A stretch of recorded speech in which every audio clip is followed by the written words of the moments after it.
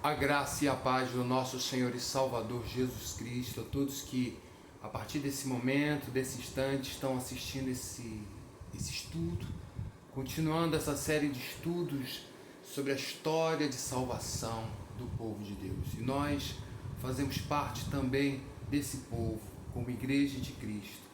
Amém? Quero orar agora. Senhor Deus, amado e querido Pai, louvado seja teu nome. A Ti toda honra, toda glória e todo louvor. Pai amado, em nome de Jesus agora, Senhor, eu clamo, Pai, pela Tua palavra, clamo para que Tu fales, que nos ensine, nos instrua, que Tu, Senhor, me use conforme Te apraz, conforme Tu queiras, esvaziando-me se assim for da Tua vontade, mas sobretudo me enchendo do Teu Santo Espírito. Que seja a Tua falar, Senhor, não palavras do homem, mas a palavra vinda do Teu Espírito. Abençoe cada lar, cada casa, cada família que a partir desse momento, Senhor, está assistindo, Senhor Deus, vendo, Senhor Deus, esse estudo. Abençoa, Deus, em nome de Jesus. Amém. Hoje nós vamos falar sobre o livro de Jó. E para isso eu te peço que você abra a sua Bíblia no capítulo 2, versículo 1 ao versículo 3 da palavra do Jó 2, versículo 1 ao 13, da palavra do Senhor. Jó, capítulo 2, versículo 1 ao 13. Num dia em que os filhos de Deus vieram apresentar-se perante o Senhor, veio também Satanás entre eles apresentar-se perante o Senhor. Então o Senhor disse a Satanás: de onde vens? Respondeu Satanás ao Senhor e disse: de rodear a terra e passear por ela. Perguntou o Senhor a Satanás: observaste o meu servo Jó? Porque ninguém há na terra semelhante a ele, homem íntegro e reto, temente a Deus e que se desvia do mal. Ele conserva a sua integridade, embora me incitasse contra ele para o consumir sem causa.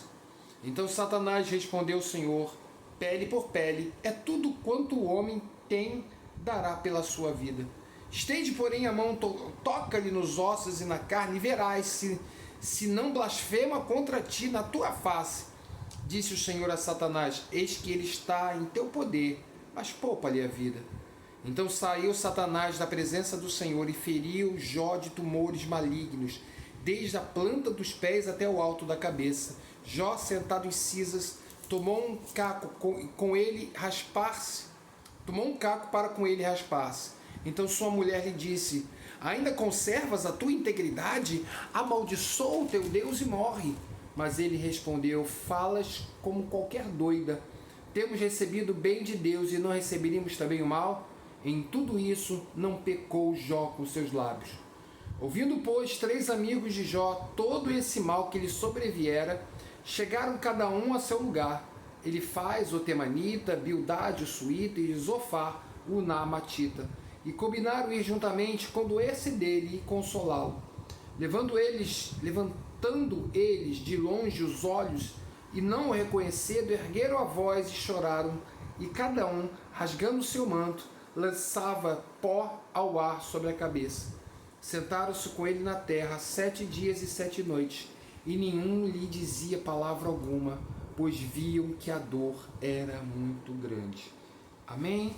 Agora vamos estar lendo capítulo 19, ainda do livro de Jó, versículo 1 ao 13, 1 ao 3. Então respondeu Jó 19, versículo 1 ao 3. Então respondeu Jó: até quando afligireis a minha alma e me quebrantarei com palavras? Já 10 vezes me vituperastes e não vos envergonhais de injuriar-me? Embora haja eu, na verdade, errado, comigo ficará o meu erro. Amém? Até passei um pouco do capítulo, do versículo 3. Amém? Vamos falar sobre o livro de Jó. E o que trata do livro de Jó, né? O que fala? Qual é o assunto? Qual é o tema, digamos assim? Quais são os temas, melhor dizendo, acerca do livro de Jó, né? Jó é um livro que trata do sofrimento da pessoa boa, do justo, da existência do mal, e como isso se relaciona com Deus soberano e bondoso.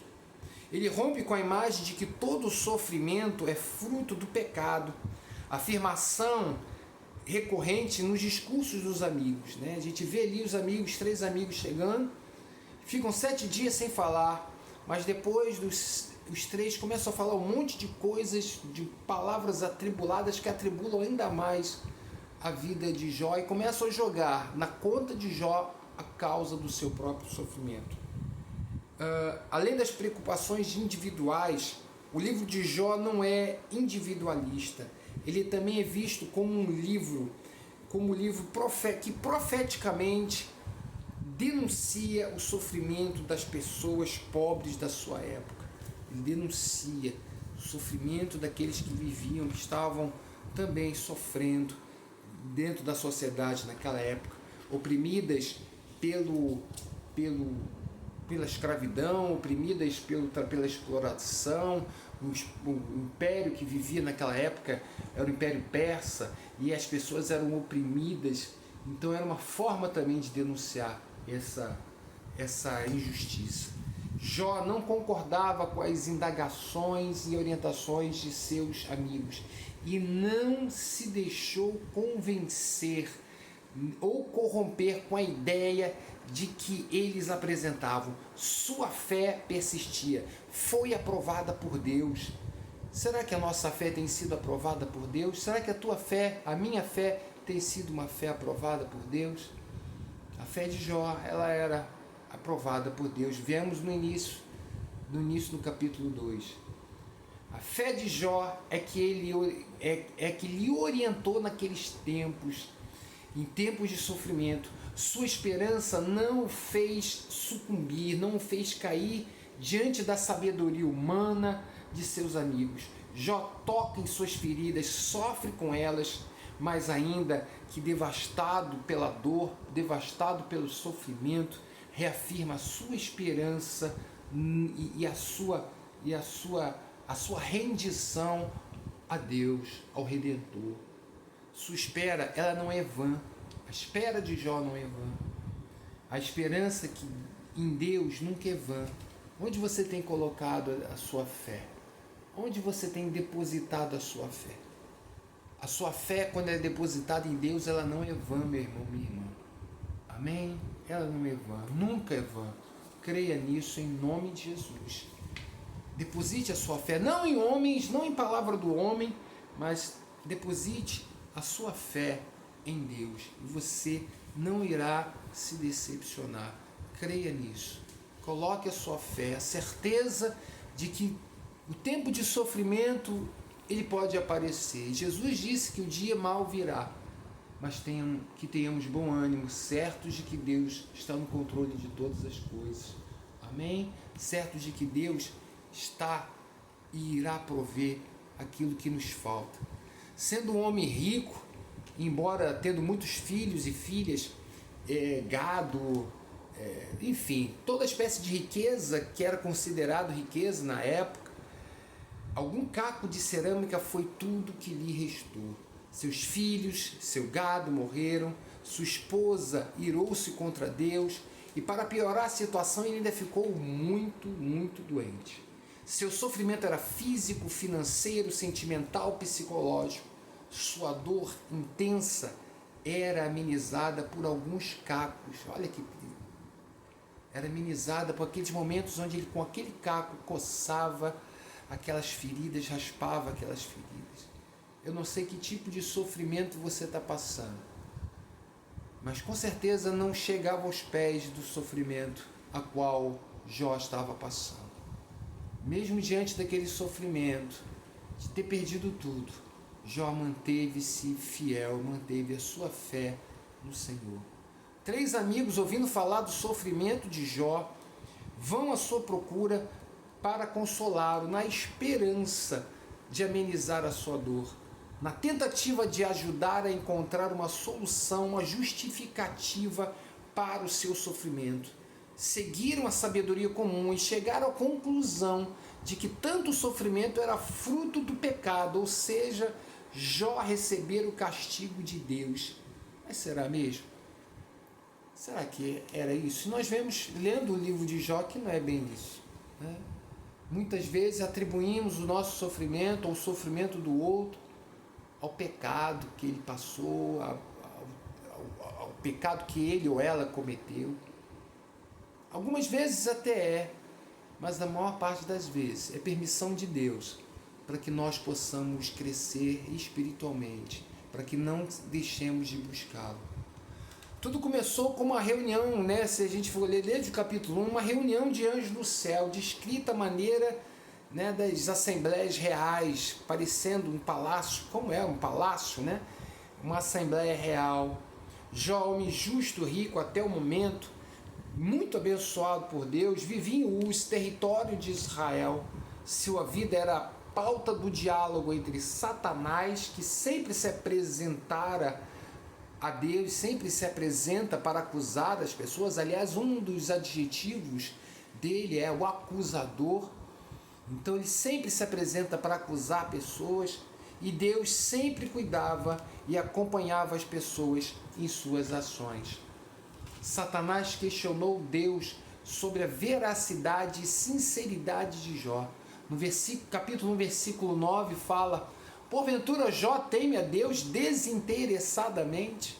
E acrescenta: se estenderes a tua mão e tocares nos teus bens, verás que te amaldiçoará mesmo na tua frente. Capítulo 1, versículo 11. Aí vemos de fato se Jó te ama, Senhor. Deus conhecia profundamente o coração de Jó e permitiu que Satanás o colocasse à prova. A partir daí seguiu-se uma sequência de desgraças que submeteram a Jó a duras provações, começando pela perda dos seus bens, depois de seus filhos, filhas, pessoas que o serviam, de seus animais. Mas diante de tudo isso, Jó não perdeu a sua fé, continuava fiel a Deus, e em meio às perdas reconheceu a soberania de Deus e declarou que nada lhe servia. Saí nu do ventre da minha mãe e nu voltarei para ele. O Senhor é meu Deus, o Senhor me livrou, bendito seja o nome do Senhor. Capítulo 1, versículo 21.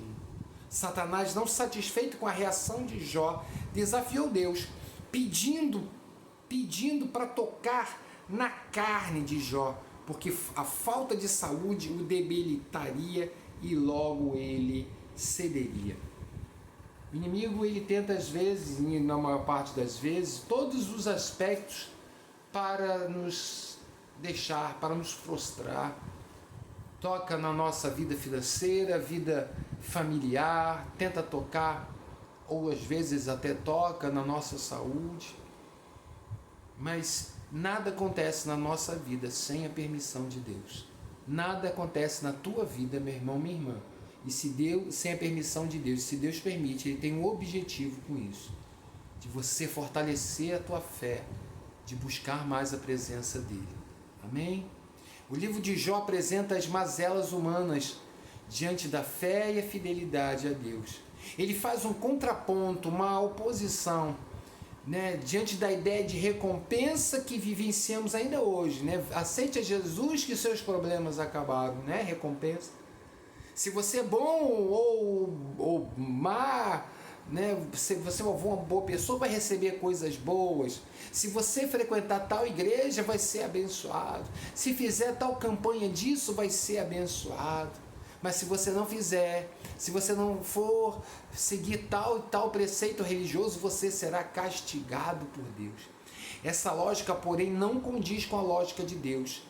Em Mateus 5, capítulo 45, fala: porque Ele faz nascer o seu sol sobre os maus e os bons, e vira chuva sobre os justos e os injustos.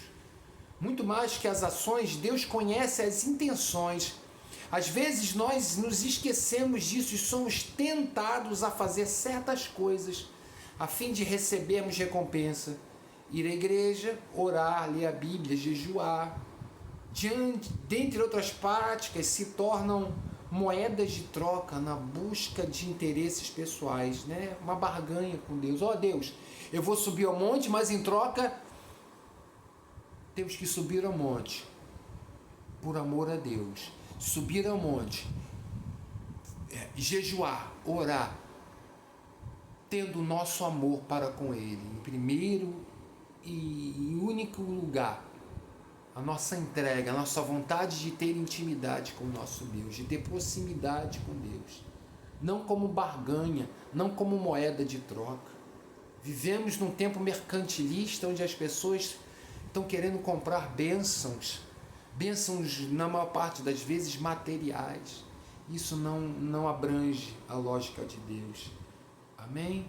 Precisamos ter cuidado para não cometermos erros. Em nome de Jesus. Conhecer os propósitos de Deus é um desafio muito grande. Para alcançá-lo, precisamos ter um relacionamento com Ele, com Deus, que esteja firmado não no que recebemos dele, não naquilo que ele possa nos dar ou fazer, mas no relacionamento de amor e gratidão por tudo que ele é e faz para nós e por tudo que ele já fez através do seu Filho Jesus. Não estamos livres das aflições desse mundo. Jesus disse isso em João 16:33. Mas é especialmente nessas horas que a fé é colocada em ação. E ao demonstrarmos nossa fidelidade a Deus, encontramos a renovação de sua misericórdia sobre nossa vida. Nesses momentos, temos a oportunidade de testemunhar a fé e partilhar a esperança de dias melhores. Jó não perdeu a esperança e alcançou a misericórdia. Jó havia perdido tudo. Naquele momento de dor e sofrimento, o que lhe restava era o choro. Talvez você, nesse exato momento, esteja chorando ou tenha chorado nessa madrugada.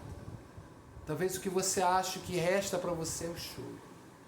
Mas que esse choro se transforme em alegria, como diz o salmista. O choro pode durar uma noite, mas a alegria, ela vem pela manhã. Os amigos de Jó que choraram com ele, depois o questionaram duramente, buscando respostas